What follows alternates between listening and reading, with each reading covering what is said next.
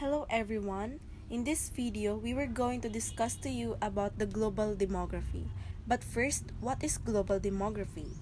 It is refers to the study of human populations and the process through which populations change in respect to environment, geography, and climate.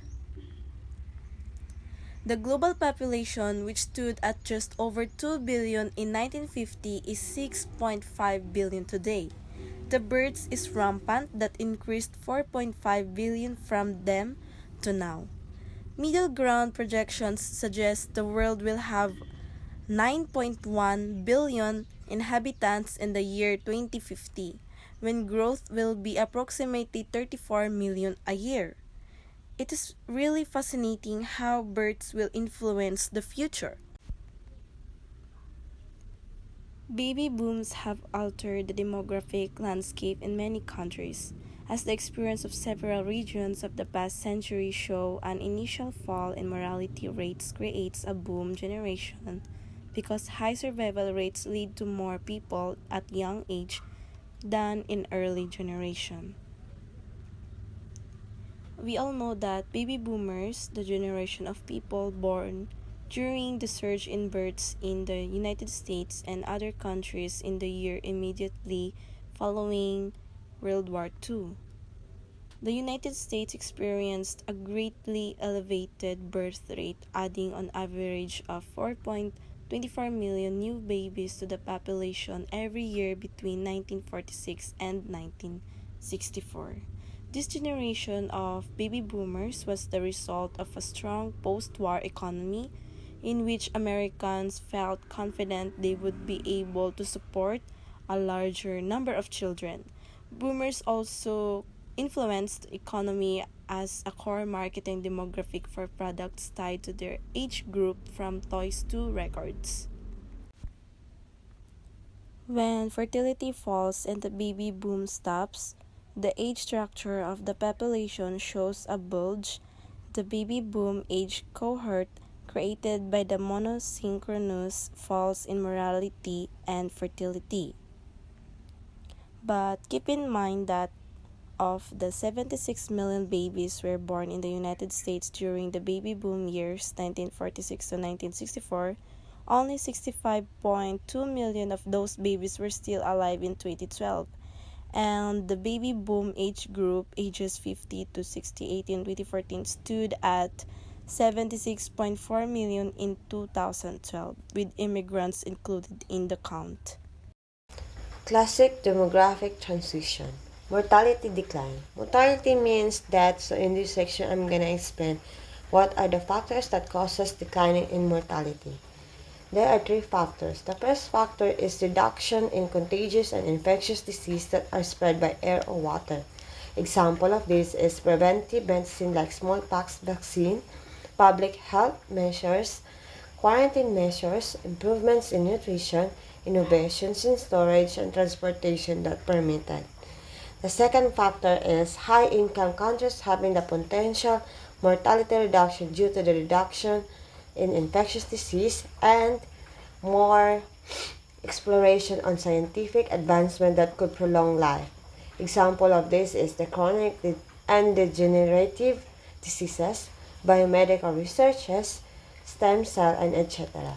The third factor is low-income countries with historical standard or cultural practices to follow to gain life expectancy rapidly.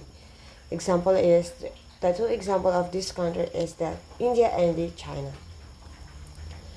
Second, the fertility transition decline. It is a fertility rates that decrease the low birth rates which view as a threat to the community and economic. So the economic theories couple wish to have a certain number of surviving children rather than births per se to invest more in the health and welfare of a smaller number of children, since bearing and rearing children is time extensive and influenced by economic changes regarding the costs and the benefits of childbearing. The third in classic demographic transition is population growth.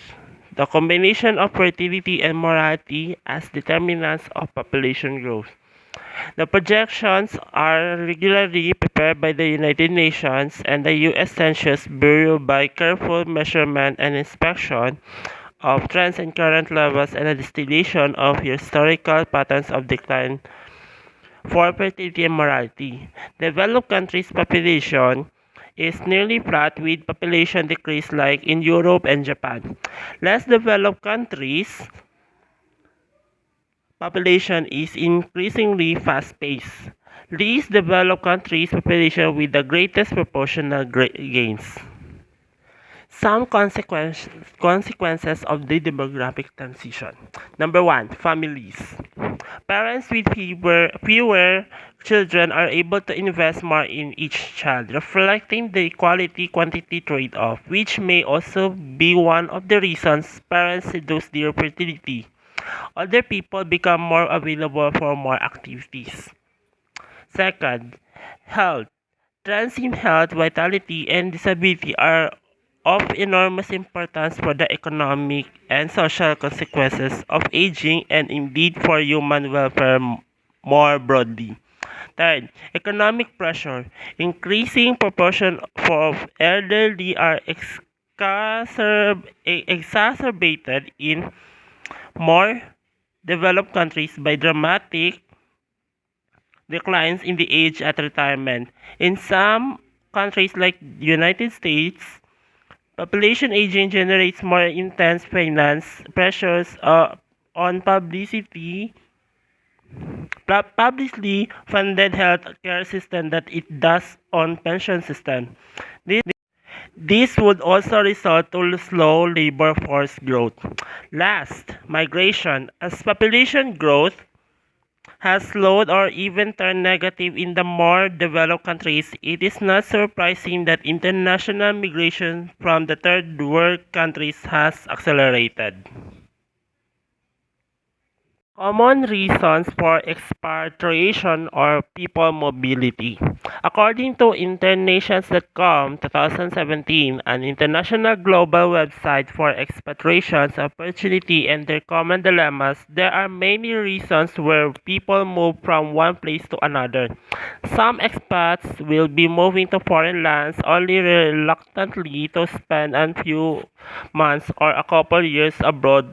For them, the sole reason for this move is to boost their career while completing an international assignment, and they are eagerly waiting for it to end in order to quickly return home. Others who decide to journey overseas just pack their bags, board a plane, and never look back. For them, this move is nothing but an extravagant adventure, a dream come true in the sun-drenched lanes of Tuscan village or amidst the skyline of Asian boomtown. They often don't move back to their native country for a long time, if ever. Nowadays, more and more young people between 20 and 39 years of age, rather than senior managers or well-to-do retirees, are considering living in a foreign country as a serious option. The fluctuating, flexible, globalized world economy changes the way they think about going abroad. It is clear that the common reasons for people to leave their own countries are accentuated